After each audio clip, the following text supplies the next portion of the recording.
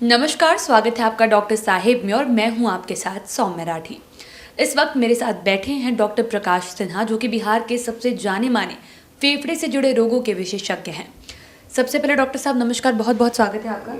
नमस्कार, मैं डॉक्टर प्रकाश सिन्हा हूँ। मैं यहाँ पारस चमाराई हॉस्पिटल में सीनियर चेस्ट फिजिशियन हूँ और यहाँ मैं चेस्ट रिलेटेड जो भी बीमारियाँ हैं वो मैं यहाँ पर देखता हूँ। जी डॉक्टर साहब, आज मैं चाहूँगी कि आप हमारे दर्शकों को ये बताएं कि मोटापा और खर्राटे, ये दोनों ही चीज़ें लोगों को काफ़ी परेशान करती है। लोग काफ़ी इससे छुटकारा पाने के तरीके ढूंढते हैं, लेकिन लोग अक्सर ये नहीं समझते कि दोनों के बीच में भी कोई रिश्ता है। तो ये रिश्ता क्या है, आप वो दर्शकों को बताएं। देखिए, मोटापा और खर्राटा में रिश्ता ये है कि पहले मोटापा होता है, देन बाद में खर्राटा होता है आदमी को। अगर आप अपने बॉडी पे अगर आपका अपने बॉडी पे कंट्रोल नहीं है, आप बॉडी पे कंट्रोल नहीं किए, आपके बॉडी में बहुत सारे फैट्स जमा होते चले जा रहे हैं, तो आप कभी भी आप स्नोरिंग के आप शिकार हो सकते हैं, स्लीप डिसऑर्डर, ब्रीदिंग के आप शिकार हो सकते हैं। तो इससे बहुत अच्छा एक बहुत ज़्यादा कोरिलेशन है। अगर बॉडी में फ़ैट जो होता है, बॉडी का फैट जो होता है वो हर जगह बढ़ता है, पेट में बढ़ता है, लेग्स में बढ़ता है, आपके चेस्ट के पास बढ़ता है, आपके गर्दन के पास बढ़ता है, गर्दन के अंदर भी अब फैट बहुत सारे बढ़ते हैं। तो वो चीज़ देखना होता है। अगर आप मोटापा अगर आप बढ़ रहा है, इसका मतलब ये नहीं कि केवल आप जो देख रहे हैं वो है, बॉडी के अंदर में ही मोटापा बढ़ता है। तो बॉडी के जितने भी ऑर्गन्स होते हैं, जैसे लंग्स हो गए, आपके वोकल कॉर्ड हो गए, आपके नेज़ल कैविटी में जो पैसेज होते हैं, वहाँ पर भी फैट्स का डिपोजिशन होता है। इसका फैट का डिपोजिशन होने का मतलब ये होता है कि आप जो हवा ले रहे हैं, सांस जो आप ले रहे हैं, वो उसका सांस का रास्ता जो होता है वो काफ़ी नैरोड हो जाता है।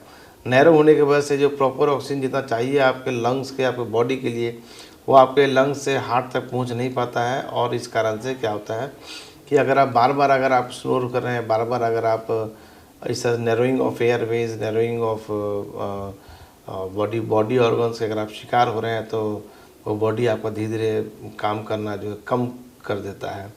तो मोटापा और स्नोरिंग ये बहुत ही कोरिलेशन है और हमेशा आदमी को ध्यान रखना चाहिए। जिनको मोटापा है वो जितने भी आदमी मोटापा में जो BMI हम लोग देखते हैं, जितने लोग का ज़्यादा होता है वो लोग अक्सर वो लोग इसके शिकार होते हैं, स्नोरिंग, स्लीप डिसऑर्डर, ब्रीदिंग के शिकार होते हैं। तो उसमें यही है आपका कि आप अपना मोटापा को आप कंट्रोल करें। आप अगर मोटापा नहीं कंट्रोल कर पा रहे हैं तो आप किसी भी टाइम आप स्नोरिंग, स्लीप डिसऑर्डर, ब्रीदिंग के आप शिकार हो सकते हैं। उसके बाद आपको एक तो आपको मशीन लगाना पड़ेगा, दूसरा फिर आपको बॉडी का जो फैट है उसको आपको एक्सरसाइज के थ्रू आपको उसको गिराना पड़ेगा।